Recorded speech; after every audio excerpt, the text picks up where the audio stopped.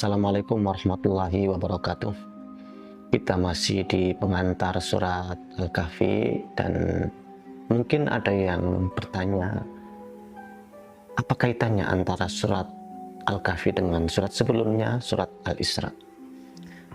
Pada pertemuan kemarin kita bahas bahwa tokoh-tokoh Yahudi mengajukan 3 pertanyaan ya untuk disampaikan oleh tokoh-tokoh Quraisy kepada Rasulullah Shallallahu Alaihi Wasallam tentang Ashabul Kahfi, tentang Zulkarnain, dan tentang Ruh. Nah, 2 pertanyaan itu dijawab dalam surat Al-Kahfi, sementara tentang Ruh dijawab dalam surat Al-Isra. Wa yas'alunaka 'anir ruh, qul ruhu min amri rabbi wa ma utitum minal ilmi illa qalila.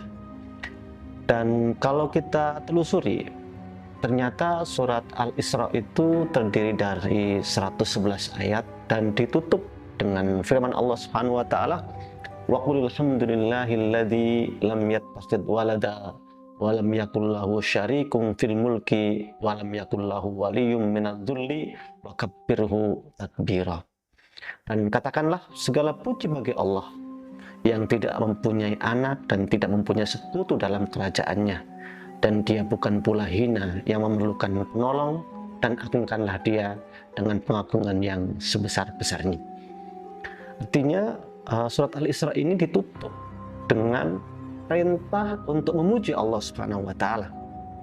Dan memuji Allah ini agar kita terlepas dari hal-hal yang menyebabkan kita menyekutukan Allah Subhanahu wa taala. Dan salah satu yang dijadikan konten penyekutuan terhadap Allah Subhanahu wa taala, tradisi ahlul kitab sebelumnya adalah menganggap Allah punya anak. Dan ternyata ada juga konten yang bisa menjadi sekutu Allah Subhanahu wa taala adalah kekuasaan.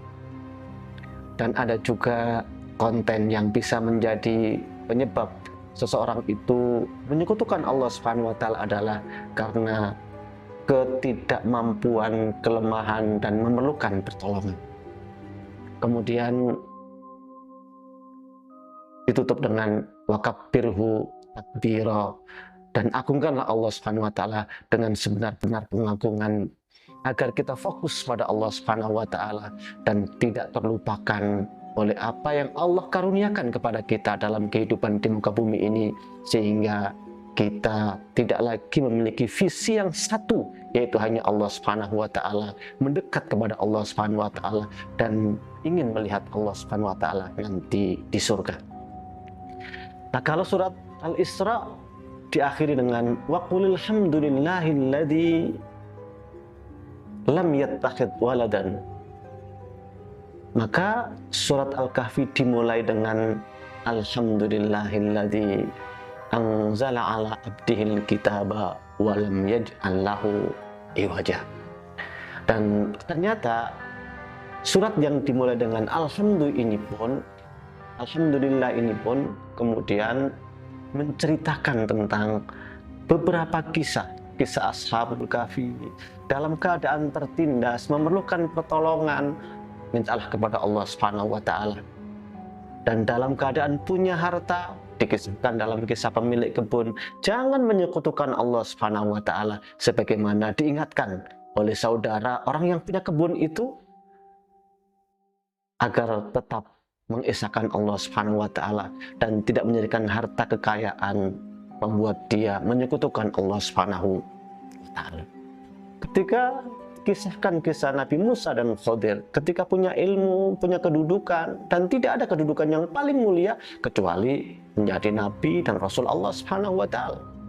Namun ini pun jangan sampai kemudian membuat orang menyekutukan Allah Subhanahu wa taala, apalagi posisi-posisi yang lain.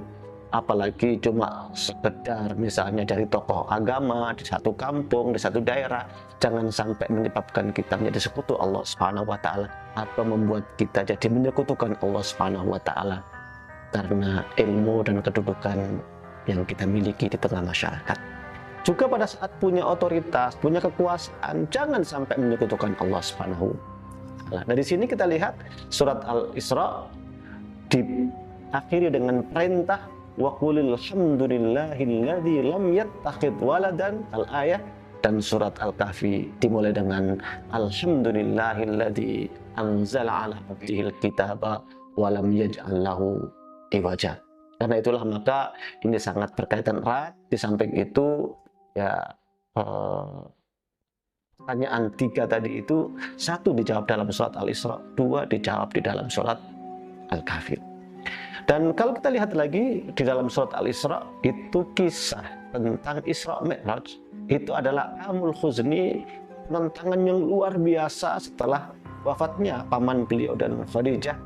Maka surat Al-Kahfi ini mengisahkan tentang kisah Ashabul Kahfi, sehingga ini pun ada korelasi antara Al-Isra dengan Al-Kahfi. Di dalam surat Al-Kahfi itu ada perjalanan Isra yang luar biasa mengagumkan. Maka kisah tentang Ashabul Kahfi ini juga kisah yang mengagumkan, dan itu bukan satu-satunya hal yang mengagumkan dalam kekuasaan Allah Subhanahu wa Ta'ala.